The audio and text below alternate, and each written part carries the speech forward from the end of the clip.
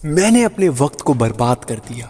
मुझे वो मिल सकता था, मुझे वो नहीं मिल पाया क्योंकि मैंने उस टाइम पे वो गलत डिसीजन ले लिया।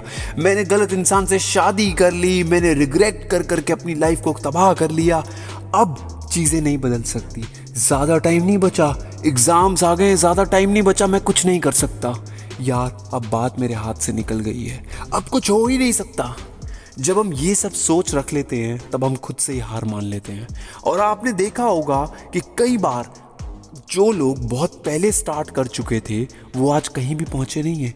मैं ऐसे बहुत से लोगों को जानता हूं जिन्होंने अपनी लाइफ में 25 साल की उम्र में शादी कर ली और आज उनके 30 साल में डिवोर्स हो चुके हैं और वो दूसरी शादी नहीं करना चाहते।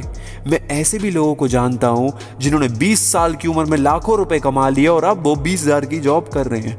मैं ऐसे लोगों को भी जानता हूं जो अपनी लाइफ में पूरी जिंदगी लोगों से पिटते रहे, मार खाते रहे और अंत में आकर उन्होंने खूब सारा पैसा कमा लिया। और मैं उनको देख के खुद महसूस करा, अब यार इसने ही सो सक्सेसफुल, ये तो भाई एकदम बिल्कुल मतलब कितना बेचारा सा था स्कूल के अंदर और उस बंदे ने इतना पैसा कमा लिया। ये जिंदगी, ये टाइम, इसकी खासियत यही है कि ये बदलते हुए देर नहीं लगती।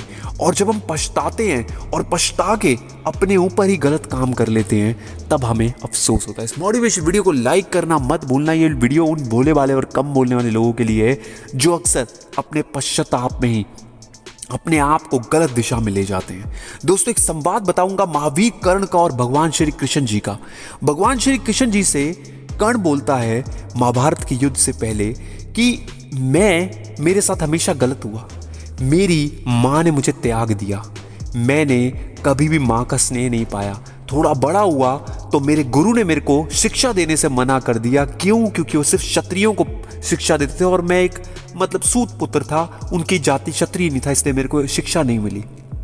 कोई दिक्कत नहीं, मैंने एक जगह परशुराम जी से सारी शिक्षा ग्रहण करी और उन्होंने भी मेरे को श्राप दे दिया कि तूने छल से शिक्षा प्राप्त करी है, तेरी शिक्षा काम नहीं आएगी। मेरा कवच, मेरा कुंडल भी मैंने दान कर दिया। मैंने ज़िंदगी में हमेशा अच्छा ही करा।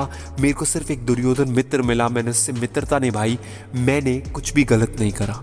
भगवान श्री कृष्ण जी कहते हैं तुम्हारे साथ तो यही हुआ ना, बस तुम्हें इस युद्ध में मृत्यु मिली तो लोग तुम्हें यही कहेंगे कि भाई चलो वीर गति को प्राप्त हुआ है, मगर मुझे सारे युद्ध का उत्तरदायित्व ठहराएंगे, महाभारत के युद्ध का उत्तरदायित्व ठहराएंगे। मुझे जिस जगह में पैदा हुआ उस जगह को मुझे छोड़ना पड़ा। मुझे धर्म की स्थापना के लिए इस युद्ध की पूरी एक तरीके से सारा दिमाग लगाना पड़ा और अंत में मुझे क्या मिलेगा? श्राप। मुझे क्या मिलेगा? लोग यही कहेंगे कि वासुदेव ने युद्ध करा दिया।